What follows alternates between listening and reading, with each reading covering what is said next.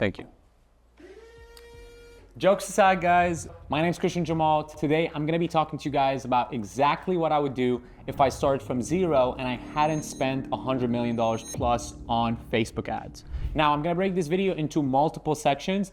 Now, of course, it would be physically impossible for me to give you guys all the knowledge I've learned in a single YouTube video, which is why I'm in the process of filming an entire course that will be available to you guys. So if you want to know when it comes out, make sure to hit that subscribe. The first thing I want to talk about is the KISS principle, which is basically dumbifying everything. It's called keep it stupid simple, right? And exactly what you want to do is keep everything simple. Realistically, you don't have to overcomplicate things. When I first started off, I used to complicate the copy, complicate the videos, complicate the images, try to stack so much information in there, when really all meta ads are supposed to do is grab someone's attention and divert them to a different direction. You're not supposed to sell anything on the ad itself. The sale happens afterwards, right? It happens on your landing page, it happens on your website, no matter what. Regardless, it's never going to happen on the ad. No one is gonna buy from you in 3 seconds. What you can do in 3 seconds is you can tell them what it is that you offer in a way that is stupid simple. And the best way to do that is to keep everything very simple on your end. The next thing I would do is rather than just focusing on what's happening on Meta, I would focus on everything else, right? If you're a lead-based company, I would focus on your CRM, your automations, your phone number. Is it verified? When you call someone, does it say spam?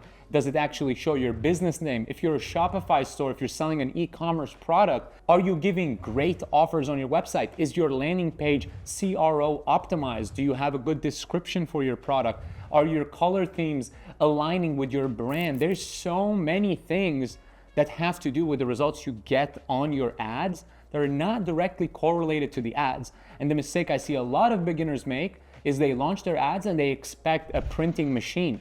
It doesn't really work like that. It's all about the 1% rule. You want to keep innovating by 1%, and you can only innovate so much on the ad side of things. So take your focus out of the ad account and into your actual business as a whole. And that is one of the best ways you're able to grow your business through Facebook ads. It's actually not even on Facebook ads itself. The next mistake I did is I didn't test all Facebook's features. A lot of times I would just say, okay, cool, I need leads, so the only thing I'm gonna try is on Facebook lead forms, and I wouldn't expand my palette into testing different types of campaigns for the same exact objectives. For example, if you're a lead-based business, try on Facebook lead forms, try Facebook Messenger, try the second type of Facebook Messenger, which is a lead form within the Messenger, try a landing page, try adding friction, try adding different types of things that are options on the back end that can lead to a completely different buying experience for your clients.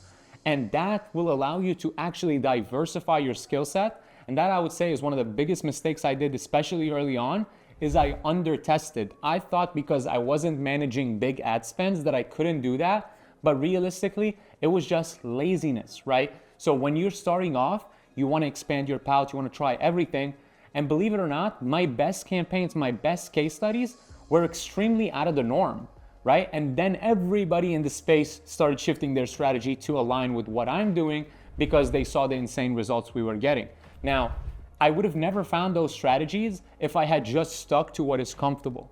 So my third biggest thing is don't sit too long in your comfort zone. Of course, if you have a winning campaign, you want to keep scaling that. But a lot of times the super winners, those one-off campaigns, those insanely successful campaigns that put a business on the map, they're not really done with a strategy that everybody else is doing. The fourth mistake I did is relying on interest-based audiences. Interest-based audiences are good when you're first getting started, but you never want to rely on them for the long term. You are putting yourself in a pool with everybody else. You hear people online talk about blue ocean versus red ocean, right? Everybody picking interest is manually choosing to be in a red ocean, right? The majority of the ad spend that I spend is all based on lookalikes. Now, you don't necessarily only need the lookalike of people who bought from you.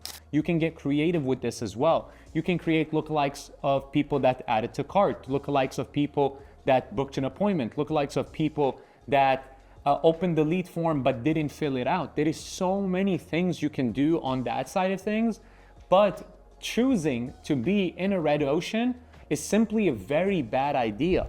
The thing is, when it comes to your audience, there is so many different ways to create your own audiences that are not necessarily based on actions that happened with your business. You can actually take a lot of data from online sources. Even AI right now can actually scrape the internet for you and create lists, and you can upload those lists into Meta and create your own custom audiences that way, that is hyper focused and hyper centralized around the type of client you are trying to attract. That's pretty much it for this video. I hope you guys enjoyed. Don't look at the title and think that I spent $100 million and became a billionaire, because the majority of that ad spend was used for testing. We learned so many things, growing our business, growing other people's business. If you own a business and you're watching this video because you're trying to run your own ads, if you want to see what it looks like to work with us, we're going to leave a link down below in the description. And if this type of content interests you, then we're also going to leave another video that can add more value to what you're trying to learn and what you're trying to build down below in the description. I hope you guys enjoyed, and I'll see you guys on the next one.